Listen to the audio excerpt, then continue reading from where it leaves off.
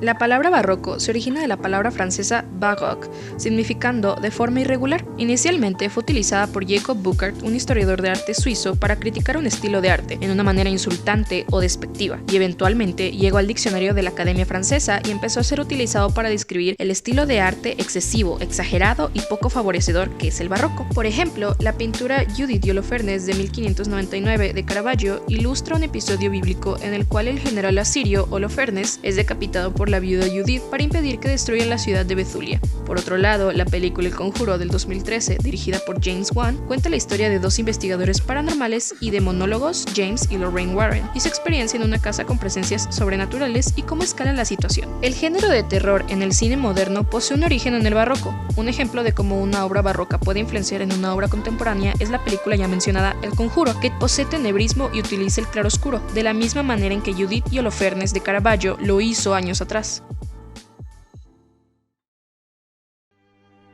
El claroscuro nace en el Cinquecento. Esto fue a finales del siglo XVI, dándole inicio al barroco a inicios del siglo XVII.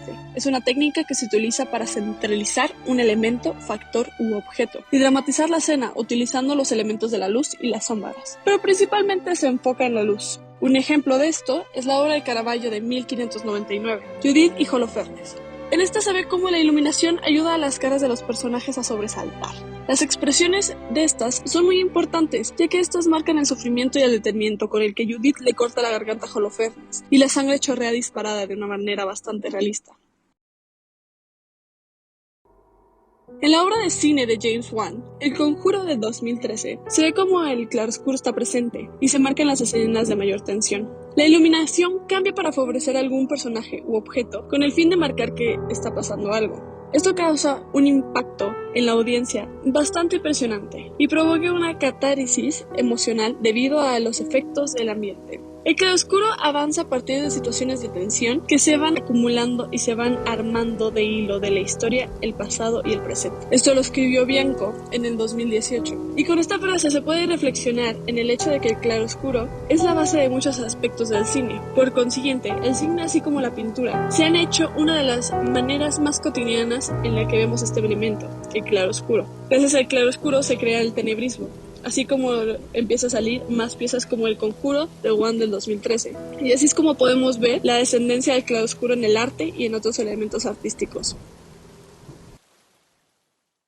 Por otra parte, proveniente del barroco, el tenebrismo es una corriente pictórica, así como también es una característica de la pintura barroca que usa contrastes acusados de luz y sombra. Fácilmente se confunde con el claroscuro, puesto que ambas técnicas hacen uso de luces drásticas en una obra artística. Sin embargo, lo que los diferencia es la dramatización que el tenebrismo tiene, la brusquedad que posee entre luz y sombra y que el claroscuro no.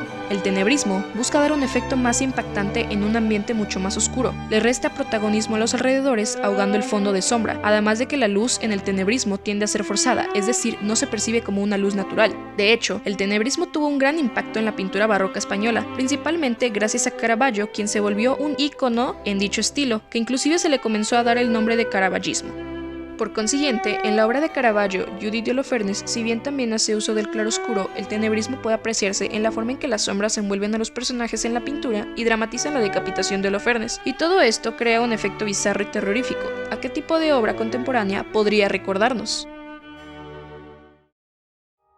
El Conjuro, estrenado en el 2013, usa el tenebrismo para dar un efecto de terror a lo largo de toda la película. Las sombras y colores fríos predominan durante toda la obra fílmica y asimismo, ese juego brusco de luz contra oscuridad se hace cada vez más predominante en las escenas donde los personajes se enfrentan al ente maligno. El tenebrismo se hace fuertemente presente cada vez que los personajes se encuentran en el sótano. Por ejemplo, cuando Caroline se queda encerrada en el sótano y es atormentada, cuando Lorraine cae por un hueco al sótano y confronta al espíritu maligno, y finalmente, ya casi terminando la película, cuando Caroline es poseída y deben de llevar a cabo un exorcismo en ella con el fin de evitar de que mate a una de sus hijas.